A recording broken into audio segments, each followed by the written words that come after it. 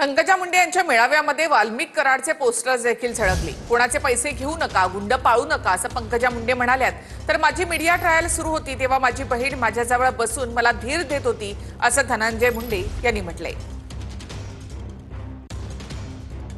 भगवान बाबा की पंकजा तैसे तुम आगे बढ़ो।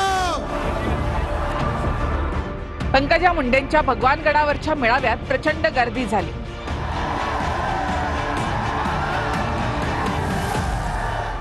स्टेज जवळ जोरदार घोषणाबाजी सुरू होती।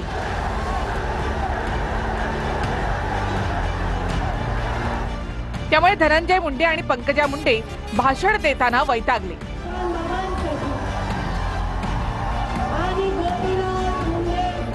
तुम्ही बोलू द्यायला आलात का बंद करायला आलात? तुम्हाला कसं समजू?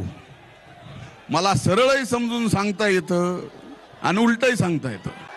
तुमच्या समोर डोकं फोडून मी अरबिक भाषेत जरी शेर सांगितला ना तरी असेच ओरडणार। कोणाची सुपारी घेऊन आलात मला माहित नाही। तुम्हाला शरम नाही? तुम्हाला शरम नाही? तुम्हाला शरम नाही? जो माझा दसरा भगवानगडाचा होता तो सुद्धा माझ्यावर हिरावून घेतला। आता तुम्ही पण हा हिरावून घेण्यासाठी आलाय तसं वाटायला नाही। तुम्ही तुमच्या शुद्धीवर नाही असे माणसं मी सांभाळतच नाही। पंकजा मुंडे यांच्या मेळाव्यामध्ये संतोष देशमुख हत्या प्रकरणातला आरोपी वाल्मिक कराड याचे पोस्टर देखील झळकले।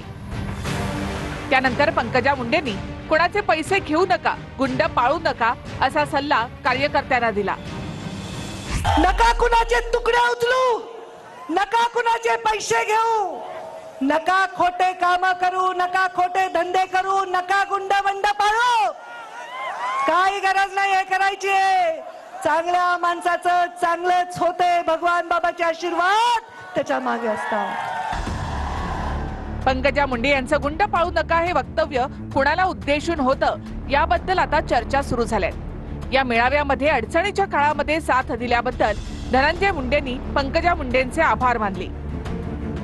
मैंने सोचा कि इस सफर में खामोश रहना ही ठीक है, न कुछ करते हुए बिना वजह गालियां खाइए। एक गोष्ट लक्षात घ्या, मी मागच्या 250 दिवसात माझ्या बहिणीला माहिती आहे, माझी बहीण तासन तास माझ्याजवळ येऊन बसत होती। अशी वाईट मानसिकता माझी झाली होती। मला आधार देत होती त्या काळात ज्या काळात ही सर्व माध्यम माझ्या विरोधात मीडिया ट्रायल चालवत होते। पंकजा मुंडेंच्या दसरा मेळाव्यातून धनंजय मुंडेंनी सुरेश धस यांच्यावरही निशाणा साधला। 2024 सालच्या पंकजा मुंडेंच्या दसरा मेळाव्यात सुरेश धस हे उपस्थित होते, पण 2025 सालच्या मेळाव्याला मात्र सुरेश धस गेले नाहीत। ही विचाराची देवाणघेवाण।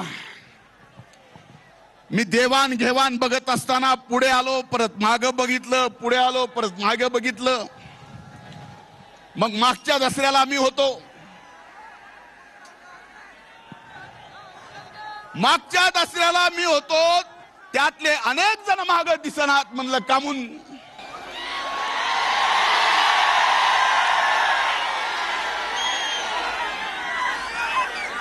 पुढे निवडणुका नाहीत असं त्यांना वाटतं।